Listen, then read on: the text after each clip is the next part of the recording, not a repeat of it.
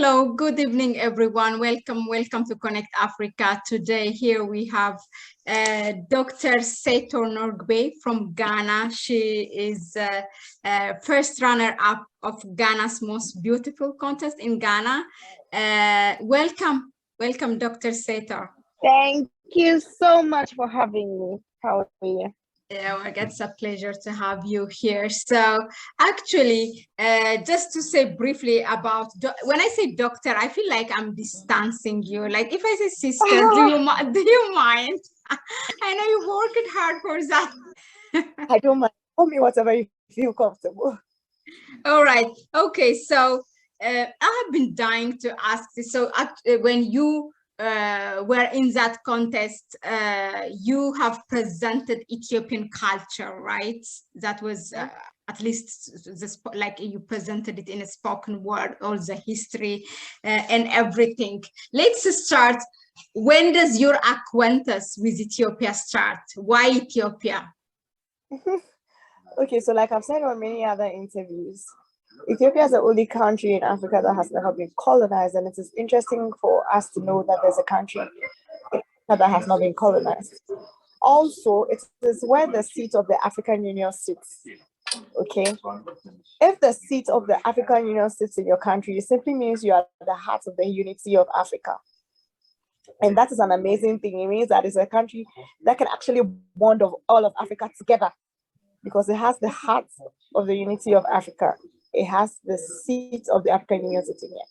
I think these were very interesting details that I thought that was important for the rest of the world to know about, and I wanted to share with the rest of the world. That is why I chose Ethiopia.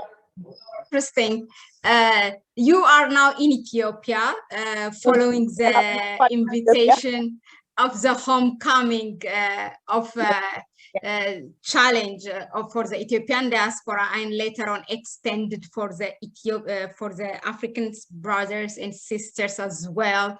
You know, and in general, I believe I can say African diaspora. How did you find? Is this your first trip? How did you find it? My first trip in Ethiopia.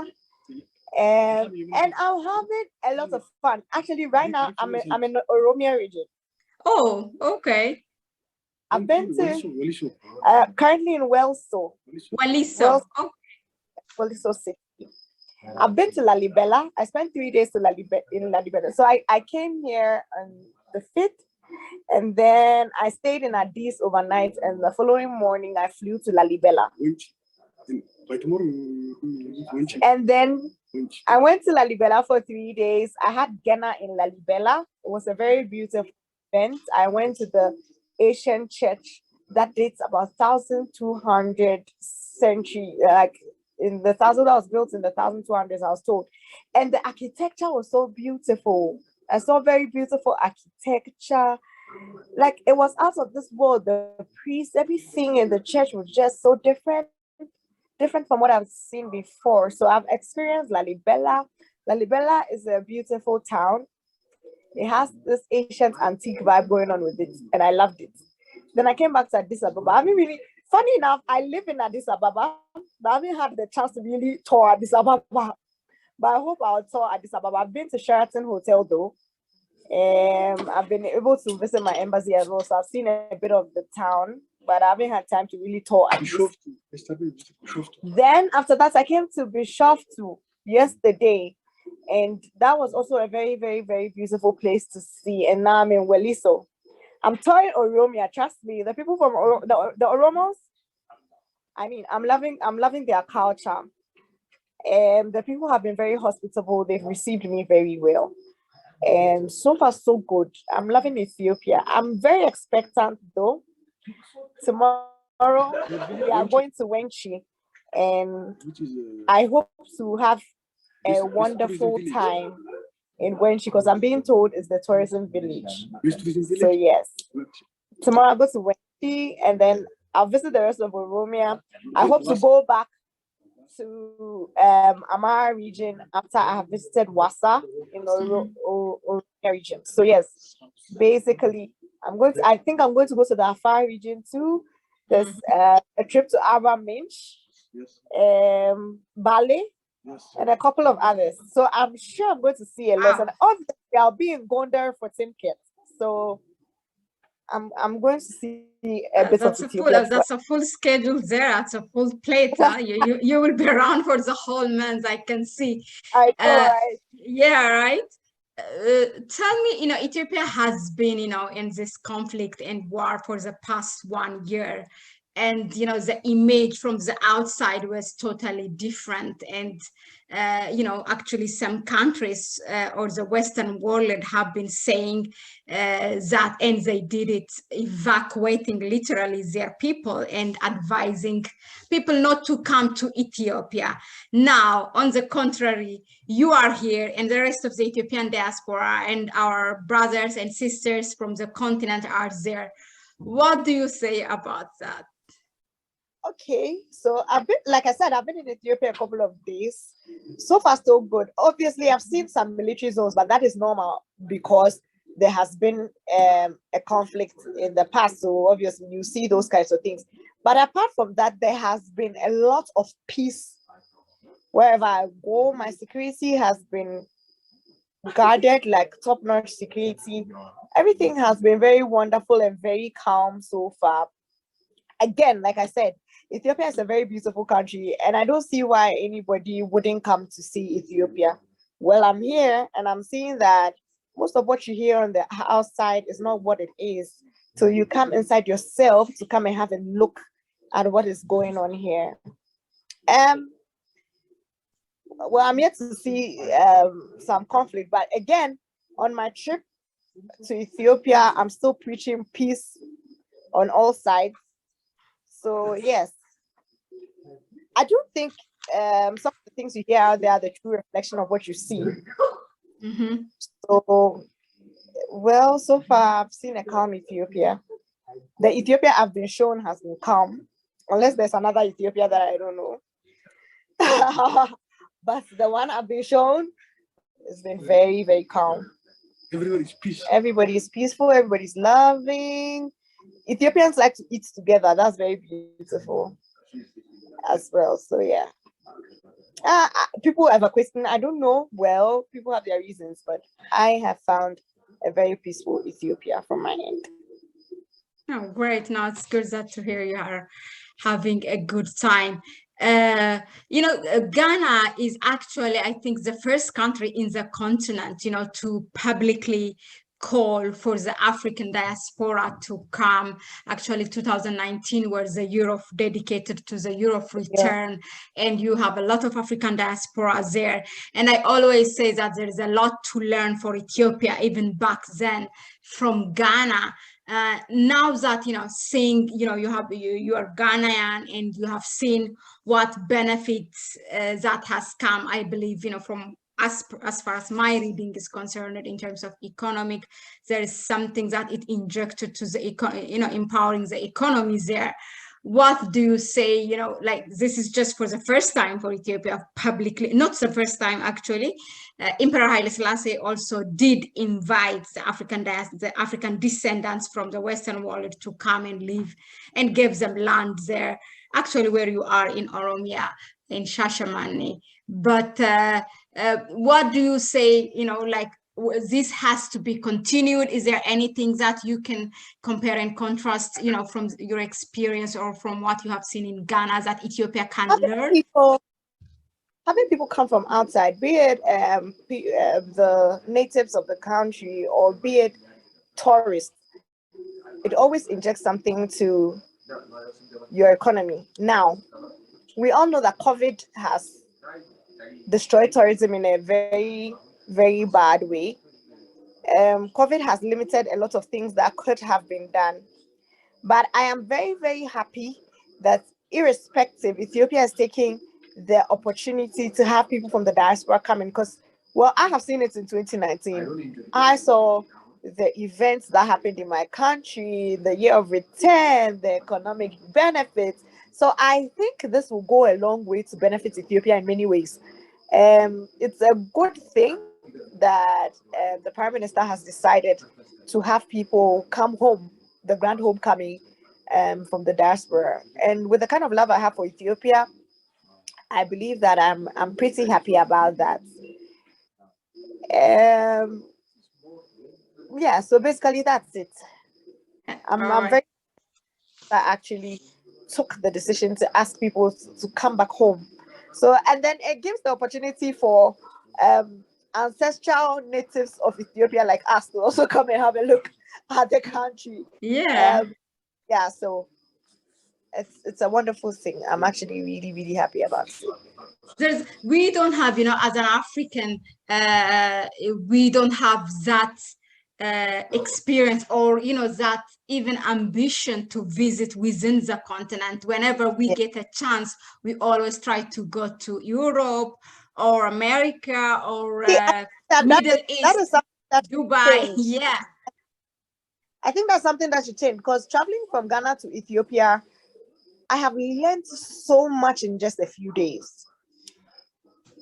Africa is the same. We are one people, one color, one everything. But there's still so much to discover. There is still so much history to learn. There is still so much culture to learn. And until you take that step to do that adventure, you will not learn new things. And the only way to improve yourself is by learning new things. I have come in contact with some very amazing people in Ethiopia, and I think that I would encourage any of my Ghanaian brothers who want to come to Ethiopia to come to Ethiopia. So yeah, I think that we have to develop the culture of wanting to see our continent, because there's a lot in our continent to actually see that you don't have to go to the West to see. Yeah. I've come here, I've seen beautiful lakes, I've seen beautiful mountains, I've met amazing people. I mean, the way they eat, the dancing, I have participated in many activities where there's been dancing, cultural dancing going on, even at the airport when I came in. So, like, I mean, going back home to Ghana, I think I have a lot of beautiful things to say about Ethiopia, and to encourage a lot of my people to come and have a look at Ethiopia sometime. Yeah. Yeah. And not just Ethiopia, I think all other countries in the continent. I think we have to begin to, like I said, we are one Africa, we are one people, and that love should bond us together. We should be able to go to each other's countries to see. I have been privileged to see Togo, I've seen Benin. In Africa, I've seen Nigeria, and now I'm seeing Ethiopia. And I hope to go and see other South Africa and Namibia in the future. So, I mean, I think we should have to start taking adventures, and it starts with us. Definitely, yeah. And also in terms of spirituality, not only, for shopping or something or for visiting places, we are running to the Western world, but also in terms of, spiritual pilgrimage or something. I mean, there's a lot of spiritual things, and, those Africa is the start of everything. So there's just to strengthen on what you have said. If there's anything that you would pick when you go back and do, or your message to the one who will see this video, what will be special, particularly to the Africans in the diaspora and at home? But the first thing I'm going to do when I get back home is start an African unity campaign, which I am starting with an Ethio-Ghana friendship, an Ethiopian-Ghanaian friendship. This will strengthen the bond between Ethiopia and Ghana, as well as strengthening the bond in the future, with a future vision of strengthening the bond between other countries in Africa. It will see us having a look at many beautiful things like teaching of history of each other's countries, as well as looking at, for me, from my perspective as a doctor, universal healthcare, amongst others. So I think that when we start looking at Africa in a holistic manner, we can lean on each other's shoulders. What do I have as a message for anybody who is watching this video? It's simple. Let love rule. We are one Africa and we are one people, and that shouldn't change no matter what. I wish that was the last question, but there were some things that I really have to ask. Many people would think, oh, she's a doctor. You are a medical doctor. I'm sorry that I did not do the proper introduction. I see it. I just jumped to the conversation, and they don't think that beauty conscious is for those who, for women who are educated. I mean, I don't know from where that perception comes, but what kind of, did it give you a different platform in terms of voicing out for what you want to advocate? What was different from that profession? That's because of my mental health project. Mostly because of that, I realized that mental health is a part of healthcare that most Africans don't pay attention to. People just care about their physical health. We care about malaria. We care about COVID. We care about liver problems. We do not care about our mental health. But to tell you the truth, mental health is so important that it affects all these things I've mentioned and vice versa. So if you don't learn to manage your mental health properly, then you are not going to manage your your physical health properly, and in the long run, these things are going to affect the economy. So I sat down and I had a look at a lot of things going on, and I'm like, no, mental health is something that we must create awareness about, because a lot of people do not know about it. Now, to your question about educated women going into pageants, yes, that is the stereotype. Mm-hmm. But stereotyping ever done anything good? Has following the cue and not doing something different ever done anything good? Sometimes we need to step outside our boxes to be able to actually solve the problems that. So, for instance, if I've been taught that I must do this all the time, and I'm not getting results, I probably want to try another formula to see whether I could get results, right? Yeah. Thomas Edison, the person who created the first light bulb, he did it 99 times, and on the 100th try, he got the light bulb. So if we've been doing the same thing over and over again and we are not creating enough awareness, then we should try something different. And for me, I think that these media platforms, beauty pageants, which people respect so much, because these beauty queens become models for the young girls that are growing up, should actually be done by educated women, because they are in a better position to actually voice out the problems that Africa has and be able to give good solutions to them. So for me, I don't think that these are things that educated women should be sidelined for. I think that these are things that educated women should be encouraged to do, because media is a very powerful tool. And if you have just anybody sitting on the TV and saying anything, that's what our kids will take.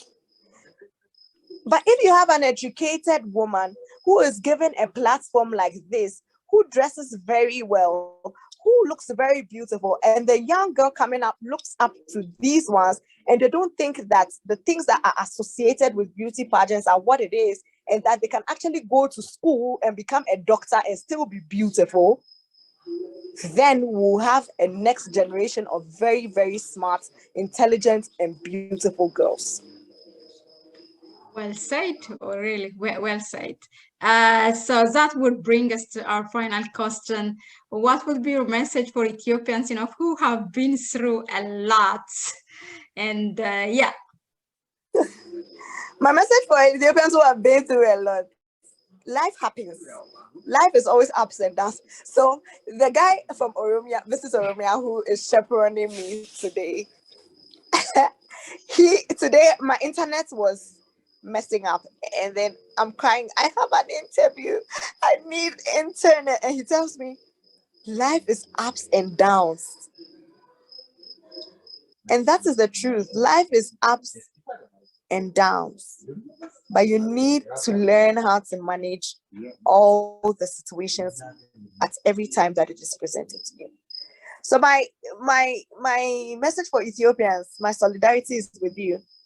But let's manage our situations as and how it comes to us in very good and peaceful ways. Because I have been to the Lalibela airport. I saw a lot of distraction there that had happened there. And for me, I was like, wow, could anybody actually do this? a lot of writings of the world, my children, like it was sad. So all I have to say is my heart is with you. My solidarity is with you. I love the way you've accepted me. I will always be Ethiopian every day. Any day and every day till the day I die, I'll always have an Ethiopian heritage. But let's learn to manage our situations as and how it comes to us in very peaceful ways. Yes, please. That's my Thank you. message. Yeah, thank you very much. Now that is a nice one. I hope the Ethiopian will take that and try to do something that's really take it and let's learn how to manage our situation. That by itself is powerful. Yeah. Thank you very much, and yeah, I hope we will meet again. Have a wonderful stay. All right.